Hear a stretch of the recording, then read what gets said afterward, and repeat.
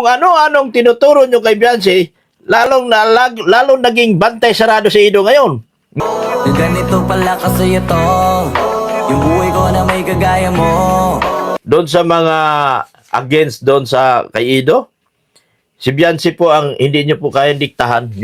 Sa mga nangyayari ngayon, ang ating pambansang wifey, bantay sarado, si Habi. Malalaman din natin ngayon ang good news ng ama ni Beyonce. Pero bago ang lahat, isa munang magandang araw at gabi sa inyong lahat, saan mang sulok ng mundo. Special shout out sa lahat ng sumusuporta sa EDSI at dito po kay Madam Telma Borgus, special shoutout po at mega love shoutout naman sa mga ka-member ko po sa Karepa, Kalingap Reactor Partner, mga OFW, mga silent viewers dyan, mega love shoutout po sa inyong lahat. Patuloy naman nating susuportahan ang ama ng Kalingap, Kuya Val Santos Matubang at Ate Edna Vlogs, gayon din si Kalingap Rob and Madam Jackie Tapia. Batid natin ang kanilang napakaraming natulungan at tutulungan pa. Kaya po deserve nila na patuloy nating tangkilikin yung kanilang vlogs para mas marami pa nga pong mabigyan ng pabahay, scholarship at financial assistance. Ako rin po na inyong lingkod, Kalingap Kel, patuloy na naglalambing sa bago pa sa aking munting channel. Please po subscribe, like and share my videos at para naman lagi kayong updated, huwag kakalimutan, click the notification bell. Eto na mga kalingap, si wifey. Bantay sarado nga ba si Habi? Panoorin muna natin ang nakakagiliw na TikTok ng nag-iisa nating wifey.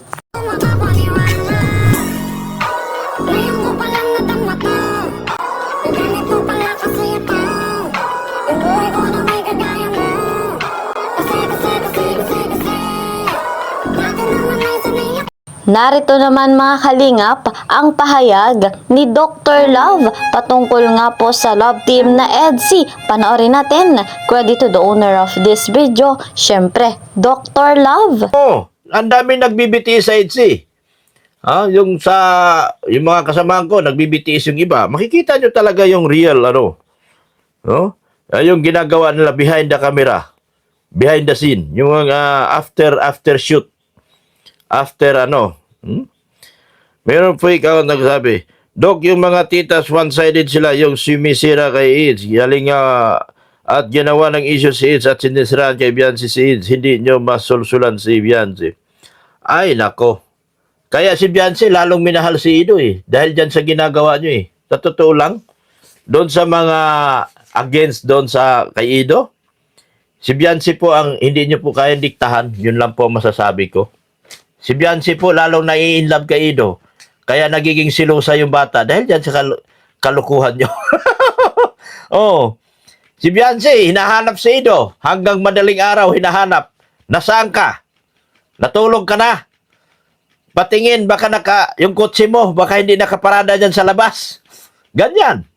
Dahil po yan sa inyo. Kaya hindi natin masisisi baka isang araw, talagang wala. Dahil sa ginagawa nyo, dinidikta-dikta nyo siguro kung mayroon man. Lalong na-inlove si Beyonce kay Ido. Kaya tuloy si Beyonce ngayon, lagi nagtatanong, nasaan ka? Sabi ni Ido, nasa puso mo. Huwag mo akong niloloko. Pag tinanong kita kung nasaan ka, sagutin mo ako. Saan ka? Sabi ni Ido, dito na sa kwarto, nakahiga. Hindi ako maniwala. Picture. Picture. Kasalanan din mga titas yan Yung mga titas kayo lalo yung ginagawang silusa si Beyonce. Kayo lang din may kasalanan.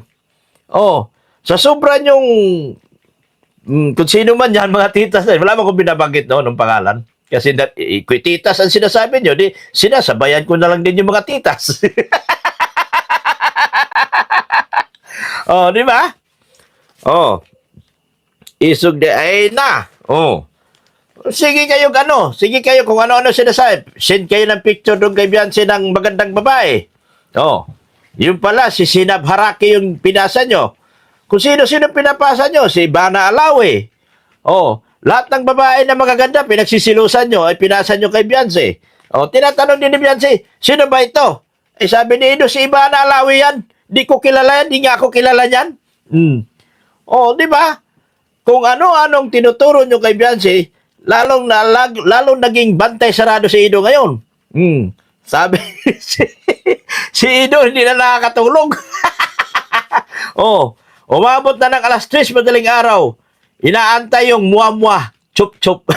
Bakit wala nang, yung reply mo sa akin, wala nang muwa-muwa, chup-chup. Ay, sabi ni Ido, nakalimutan ko. Hindi pwede yan. Kailangan merong muwa-muwa, chup-chup. Oh, sinong talo? Kayo. Kayo din. Kayong nagpapagulo, kayo pa rin ang talunan sa dulo.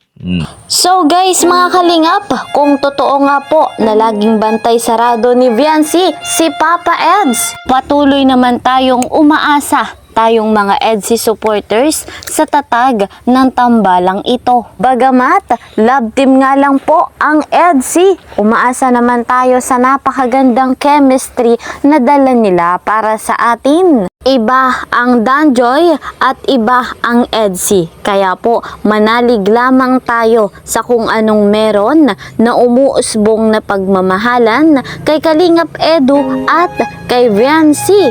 Malayo ang mararating ng dalawang ito. Malayong malayo, lalo pa nga at mahal nila yung isa't isa. Eto naman mga kalingap, ang good news ng papa ni Viancy. Ano kaya ito? Panoorin natin. Muli, credit to the owner of this video, Dr. Love. Bata.